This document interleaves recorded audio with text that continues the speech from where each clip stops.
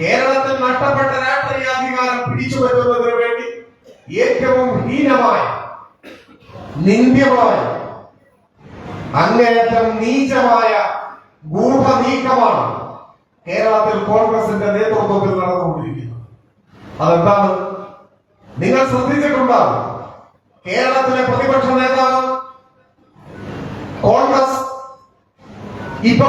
നേതൃത്വം കൊടുക്കുന്ന മുന്നണിയിലെ അനൗപചാരിക ഘടകകക്ഷികളായി മാറിയിട്ടുള്ള ജമാഅത്തെ ഇസ്ലാമിയും പോപ്പുലർ ഫ്രണ്ടും ഈ കൂട്ടരെയെല്ലാം ഇടതുപക്ഷത്തിനെതിരാണെന്ന കാരണത്താൽ പിന്തുണച്ചുകൊണ്ടിരിക്കുന്ന കേരളത്തിലെ ഒരു വിഭാഗം മാധ്യമങ്ങൾ ആവർത്തിച്ച് പ്രചരിപ്പിക്കാൻ ശ്രമിക്കുന്ന ഒരു കാര്യം.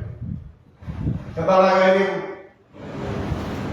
സാമാന്യ ബുദ്ധിയുള്ള ഒരു മലയാളിക്ക് ചിന്തിക്കാൻ പോലും അറപ്പ് തോന്നുന്ന കാര്യമാണ്.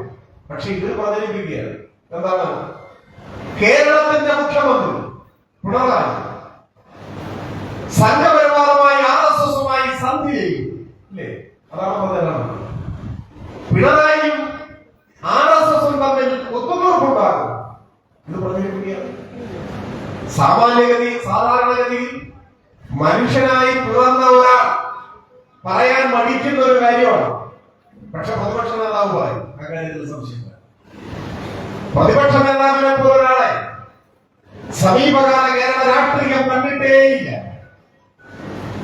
അത് പറയാൻ തുടങ്ങിയാൽ ഏറെ സമയമെടുക്കേണ്ടി വരും. ഞാൻ അതിലേക്ക് പോകുന്നില്ല. ഒറ്റ കാര്യം നിങ്ങളുടെ മനസ്സിലുണ്ടാവും. കേരളത്തിലെ ഗവൺമെന്റ് ആവിഷ്കരിക്കുന്ന എല്ലാ ജനക്ഷേമ പദ്ധതികൾക്കും എതിരായി പ്രസ്താവന പുറപ്പെടുവിക്കുകയാണ്. പ്രസ്താവന എഴുതി വെച്ചിരിക്കുകയാണ്. ഏതാണ് പദ്ധതി എന്ന് വെച്ചാൽ അത് മാത്രം എഴുതി ചേർത്താൽ എതിർക്കുന്നു എന്നത് ആദ്യം എഴുതി തയ്യാറാക്കി വെച്ചിരിക്കും. അതിനാണ് AI ക്യാമറയ്ക്കെതിരായി സമരം നടത്താൻ തീരുമാനിച്ചത്.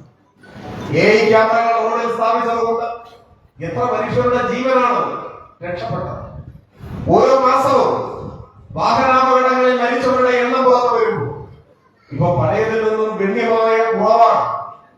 പണ്ട് 500 പേർ മരിക്കുന്നുണ്ടെങ്കിൽ ഇന്ന് 100 പേരെ മരിക്കുന്നുള്ളൂ. എന്ന് വെച്ചാൽ 400 പേരുടെ ജീവൻ രക്ഷപ്പെട്ടു. എങ്ങനെ? ലോകരാജ്യങ്ങളിൽ മുഴുവൻ ശാസ്ത്ര സാങ്കേതിക വൈജ്ഞാനിക മണ്ഡലങ്ങളിലെ മഹാവിസ്ഫോടനങ്ങളെ തുടർന്ന് വാഹനാപകടങ്ങൾ കുറയ്ക്കുന്നതിന് ശാസ്ത്രീയമായി പരീക്ഷിച്ച് വിജയിച്ച ഗതാഗത നിയന്ത്രണ സംവിധാനമാണ് AI ക്യാമറകൾ ഉപയോഗിച്ചുള്ള നിരീക്ഷണം. നമ്മുടെ നാട്ടിൽ ഇപ്പോൾ വന്നതുകൊണ്ട് ഒരു പക്ഷേ ഇന്ന് നമ്മോടൊപ്പം ഇല്ലാതെ മരണം അടയേണ്ടിയിരുന്ന എത്രയോ ആളുകളുടെ ജീവൻ രക്ഷപ്പെട്ടു. എത്രയോ ജീവനുണ്ട്. വിലമതിക്കാനാണ്.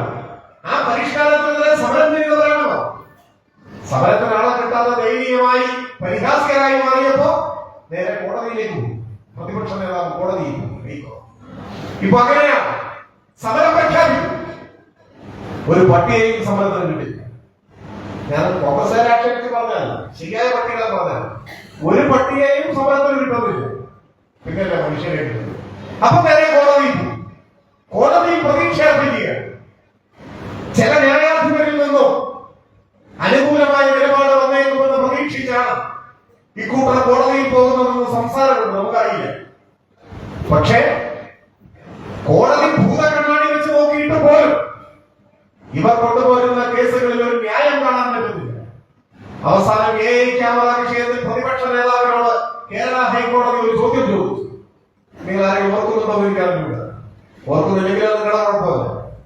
കാരണം ആ വാർത്ത നമ്മുടെ മാധ്യമങ്ങൾ വളരെ പൊതിഞ്ഞ് സൂക്ഷിച്ച് പറഞ്ഞെന്ന് വരുത്തി മറവിൽ തള്ളുകയാണ്. എന്തായിരുന്നു ആ ചോദ്യം? പബ്ലിക് ഇൻട്രസ്റ്റ് ലിറ്റിഗേഷൻ ആണ്.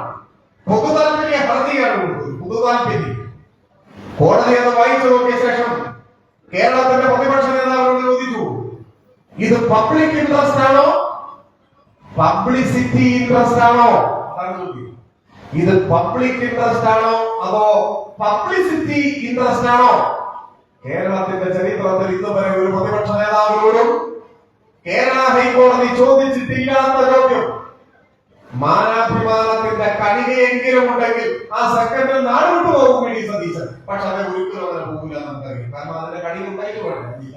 അതുകൊണ്ട് ഇനിയും എത്ര പ്രഹരം ഏറ്റുവാങ്ങേണ്ടി വന്നാലും വീണ്ടും ആ വഷളൻ ചിരിയുമായി മലയാളിയുടെ പ്രബുദ്ധതയെ പരിഹസിച്ചുകൊണ്ട് വീണ്ടും ഇത്തരത്തിലുള്ള കുത്തിത്തിരിപ്പുകളും